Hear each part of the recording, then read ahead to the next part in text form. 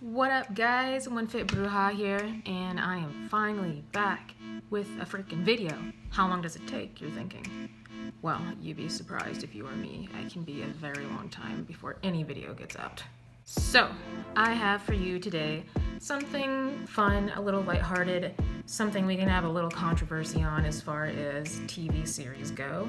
I have for you my top 5 Witchy TV series. Not anime, but with, real people. So, I'm gonna go through those backwards, 5, 4, 3, 2, 1 style, and I'm gonna let you guys know what I like and explain to you why I like it. As you all know, I enjoy accurate magical references, as accurate as possible. Now, everything has been manipulated over the years as far as magic goes. A lot of different cultures and religions have meshed together in magics, and that's just how it is. It all stems from somewhere, it all started from somewhere, and then people add to it, and it gets better and better and better over the years. So, with all that rambling said, I'm going to start. And let's start out with number 5. Alright, so number 5 is The Chilling Adventures of Sabrina. And some of you are probably like, bitch, why you put that in number 5 slot? That's a good show. But I'm gonna tell you why. I love it. I actually like it better than the cartoon series. I don't know about you guys. When I was growing up, I'm a 90s child. When I was growing up, I would watch the shit out of that cartoon. I'm not gonna lie. I liked anything magical, like anything with metaphysical creatures, beings, fae, whatever. That was my thing, and it still is my thing, obviously.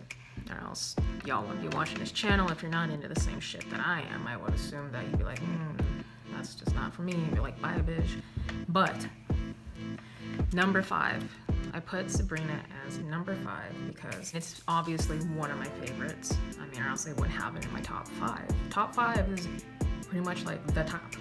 I like the fact that they used occult magic because in the Kitty cartoon series, they had a light, fluffy magic. It wasn't so much light and fluffy, but for the most part, she was a good witch. She's a white witch. Basically practices white magic, kind of like a Wiccan, but she does have her times where she would do something kind of petty to somebody. It would backfire, like karma, threefold law. If you guys are familiar with that. If not, Google your threefold law. A lot of Wiccans go by it. I do not go by no law. I make my law. So I like the fact that that did not pertain into this series. Like, I mean, she likes to do good. That's just how she is. Basically, she could have been a really good light worker, but they wanted her to sign her name in the Book of the Beast in this TV series. I don't know about you guys. If you've been watching this, towards the end when she was trying to get her to sign her name, and eventually she did, I feel like an affair went on between a mom and the devil. So not all the truth is all up front and being told honestly. She's being manipulated throughout this whole TV series, pulling towards her friends and family in school, pulling towards signing the Book of the Beast and going to a school for magical folk, which she ends up doing both. Girls are worn to the bone. Let me tell you what, that would be so stressful trying to balance 2 lives. It's hard enough to balance just 1 life, let me tell you. When she turned 16, they held a wake for her to sign her name into this book. And she's been living a pretty much normal life. She's a half witch, half human, half witch. So when she signs her name into the Book of the Beast, she'll become a full witch, which is awesome. So that means she's gonna be more powerful than what she already is. But all that magic is not hers alone. It is shared with somebody else that she will have to drop everything she's doing and work for if he wants her to do so. So she's kind of like a puppet. And I don't know about you, but I don't want to be nobody's puppet. I would be skeptical about signing my name in that book too, because I don't want to give up my free will for somebody else. That's screwed up. It's messed up. These red flags keep popping up within this series. The way this looks visually is really stunning. I liked watching this in the fall because it just gave me some really awesome fall vibes. You could sit there, drink your tea or hot cocoa or whatever the heck you like sipping on, and it was just cozy. The scenery was really cool. Certain scenes kind of suck you in. The filters they used in some of it was awesome as well. I like the way the magics look. I like the way their house look. I'm so jealous of their house. You guys don't even know. They have the nicest freaking house, and that's like goals for me. I loved it so much. If you guys watch the show, you know what I mean. And as far as witchcrafts goes, some of the spells in there are actually pretty accurate. Like the way you would cast certain ones are true to what I would do and maybe some other people would do that practice magic. They're simplistic, but they work. The only thing that's different is that the magics they cast, of course, has special effects. I mean, it's a TV series. You have to be drawn in somehow to, you know, make your mind, invigorate your senses, make your mind go wild so you'll keep watching it. Some of the magics is really accurate. There's Celtic magic, there's a bunch of folklore, there's Norwegian magic, a lot of European and English influences as far as magic goes. There's a lot, and it's actually really, really accurate. And like I said earlier, I like the fact that they have the occult thing, that she was going over to the dark side, not necessarily dark. I don't view any magic as dark unless you use it to do so. Magic is just energy. It's up to you what you want to do with the energy. No magic is dark. I don't view demons as dark. They're simply just other deities to work with. That's just my personal opinion. Some people will argue with me, and that's okay. That's just my personal belief. I put that as number 5 because I feel like it sits pretty well for number 5. And as far as I feel about it, it's really good. I would definitely watch the whole first season again. Supposedly, second season is coming out in April. So keep your toes and fingers crossed, guys. I hope it's good. I hope it's as good as the first season because I loved the first season a lot. It's cozy. It doesn't have a bunch of sex scenes in it, just a couple, and it's not even that bad. I don't like when TV shows are just pure sex and a little bit of magic and a bunch of sex. I'm not here to watch a fucking orgy, or else I would watch porn. I mean, I hate that shit. It ruins the series for me when there's just a bunch of fucking and not enough of the magics and plot for me to keep interested. I don't like that. With that said, it's really good. You can watch this with your kids even. It's a really good show. Number 5, The Chilling Adventures of Sabrina. Watch it. It is still on Netflix, so if you haven't watched it yet, it's really good. I like it. It's a little bit different from the cartoon series, but it's totally worth the watch. I like it a lot. Moving on to number 4, which is Witches of East End. Our 2 main characters, there's actually going to be 4. A 4th one is introduced later on in the series. There's actually a lot of episodes of this. This is really freaking good. So our 2 main characters are Freya and Ingrid. And they're sisters, and they are gifted with some magical powers, some blessings. Ingrid is really good with her craft. She can use herbs and whatever to make what she needs to manifest. Freya is more or less kind of like a seductress. She can make people fall for her very easily. So love magic is like her specialty, basically. Even if she didn't want it, she had it. You know, certain people are just blessed with certain things. Sometimes you got to work with what you got to get what you want. So they find out later on that they are cursed, and they get to a certain point in their life where they will die. They always die pretty much around the same age. They're trying to figure out how to get rid of this curse. And as they get closer and closer, people who screwed them over, so to speak, are realizing that they're getting too close. So demons and other like mythological creatures start showing up and wreaking havoc in their lives. So we're trying to prevent them from, you know, having them live longer than what they should. So they're finding out secrets about their family, drama starting. Freya has a boyfriend that she ends up breaking up with. She finds her twin flame, basically. But every time they get together, this is the part that's kind of shitty. Whenever they fall in love and things are about to go good, they die. Every single life, the same thing happens. So they end up going back in time, meddling into some of their past lives. It's crazy cool, and a lot of the magic in there is also accurate. So, accurate magical references, really cool, a lot of episodes.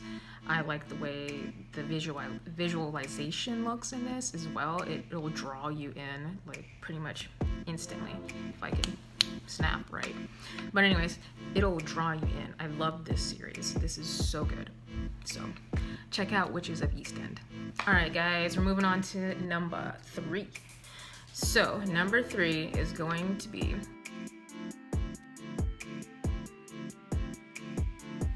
Salem. I'm pretty sure this is based in the 1800s-ish kind of area.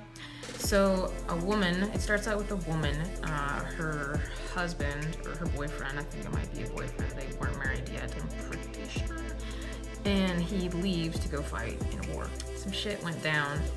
She ended up selling her soul to the devil or a demon, a higher up demon of the sort. And he, in exchange to give her ultimate power, he wanted her child. So she had to swap the child, and at a certain age, she will get the child back. She ends up finally remarrying the mayor of their town because she was pretty sure that her boyfriend was dead. She hasn't heard of him in many years. She thinks he died in a war, you know?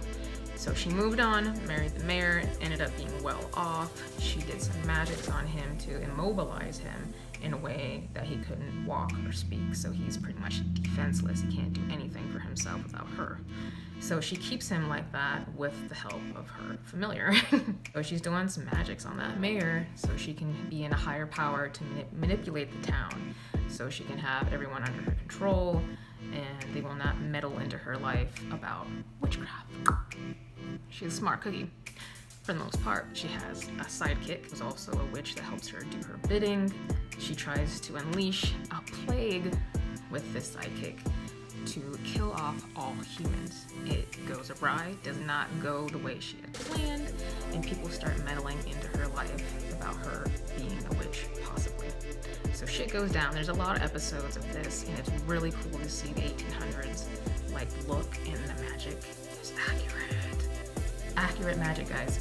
I love accurate magic. So English magic, European magic is thrown in there. It's really, really cool. If you guys haven't watched this yet, you need to watch it. I'm pretty sure it's on Amazon Prime, if you have that or not. There's a lot of series on this one, so it goes on for a while, so you won't run out of it anytime soon. So check that out. It's more on the dark side, and it's really cool. It's really vivid. I love the way it's filmed, so if you haven't watched it yet, check out Salem. So next up is number 2, and for my number 2 slot is Diablero. Bet some of you guys were waiting for Siempre La Bruja to be in here, but I watched that and I felt like there wasn't really anything accurate in the Bruja series. I wanted to like it so much, but there was nothing in there that was magic wise, which what I look for, magic spells, rituals, things like that are actually performed to this day. And there was nothing in there like that. They took in some divination techniques, some astral projection, and the clairsenses, but it wasn't accurate in the way that I would like to see Brujeria. Can't put that in here.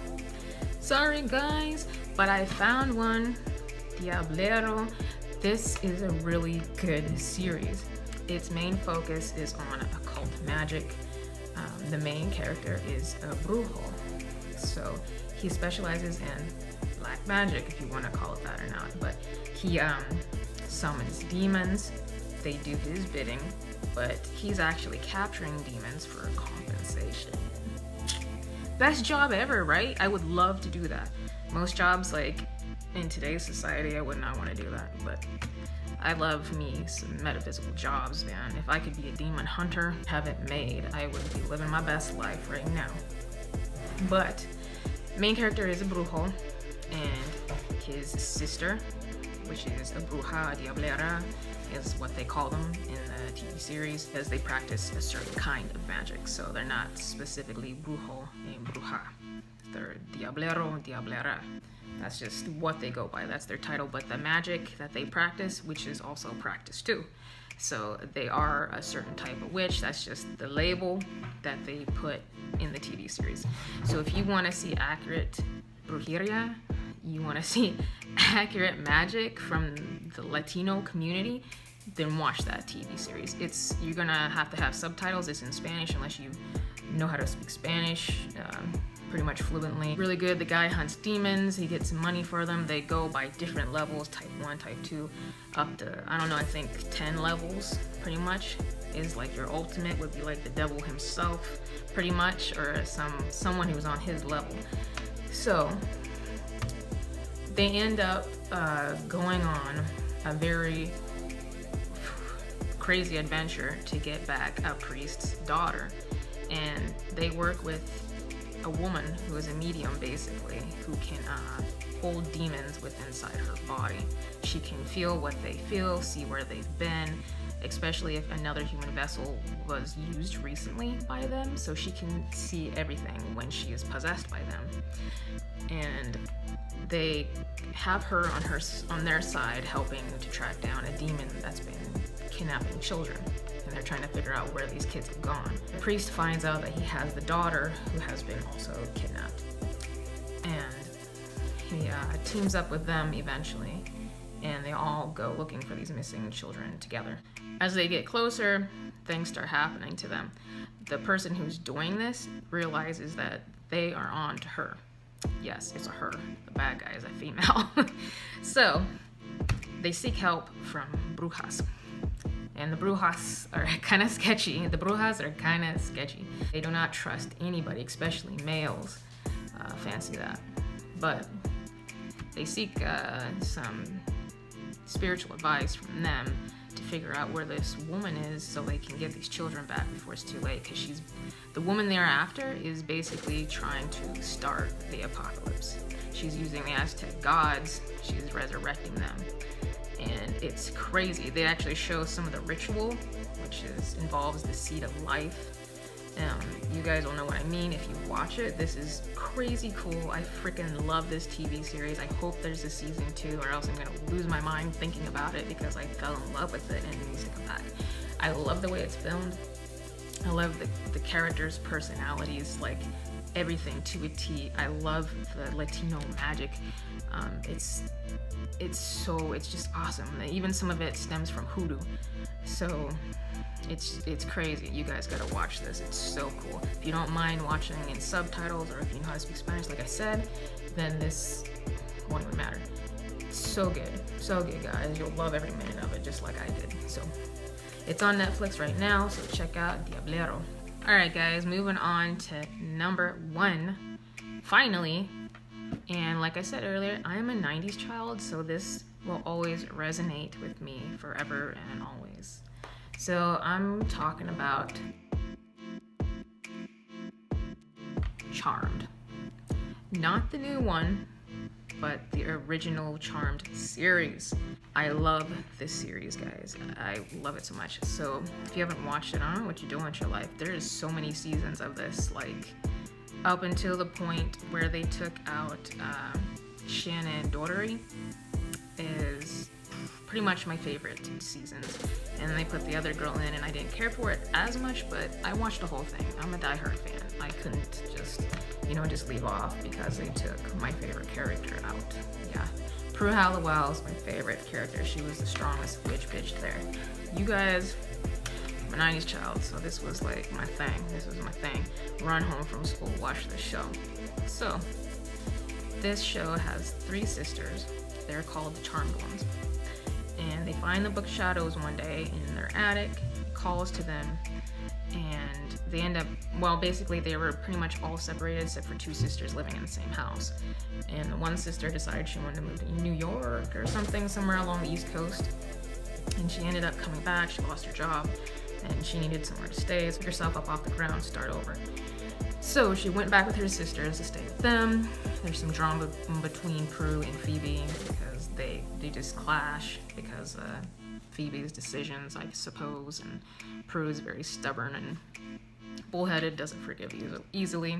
So, doesn't forgive easily, that's just how she is. But they end up staying together, and they were cleaning out the attic. Phoebe, I think it was Phoebe who found it, and she ends up saying the incantation in the book, and boom, bada bing, everybody has some powers now, and It's crazy because they don't know how to control them quite yet because it just happened all of a sudden.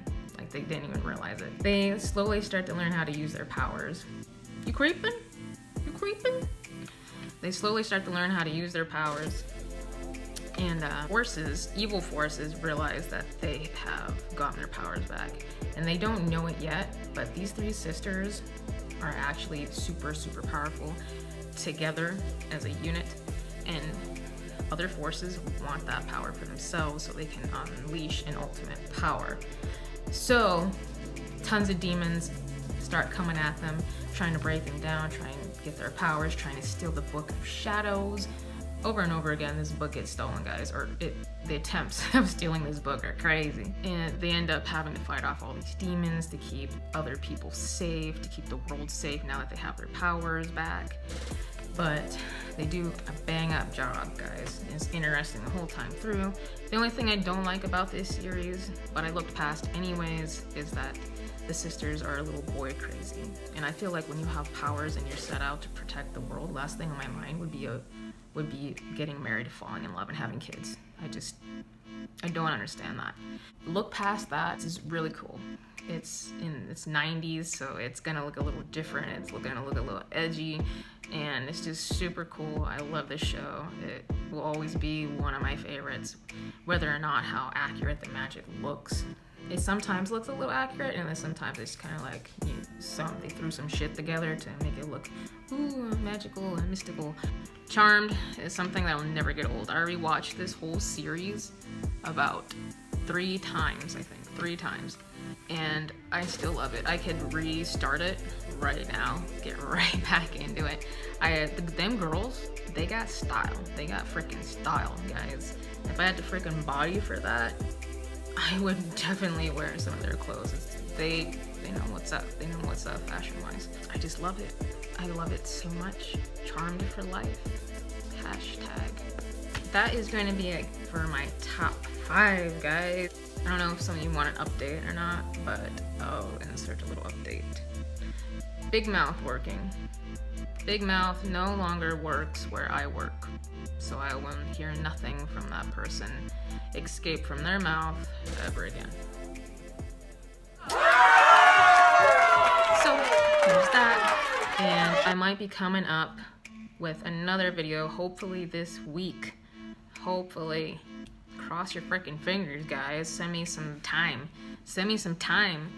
And I'm going to make some hot foot powder because I have some more problems that I want to resolve. So I will show you guys how to make my own personal powder sometime soon. Until next time, I hope you guys enjoyed this video. And if you have any other TV series that are bomb.com with witchy things, witchcraft, that have accurate references or towards mythological creatures, I just like it to, you know, be as accurate as possible. If you have any more shows that are similar to these, place them in the comments below and I will check them out. I love finding something new that I can watch that's going to, you know, stir up my witchy senses, and I just love spending the time that I can get watching these shows. So, alright guys, until next time, I will see all you lovely little brujitas later.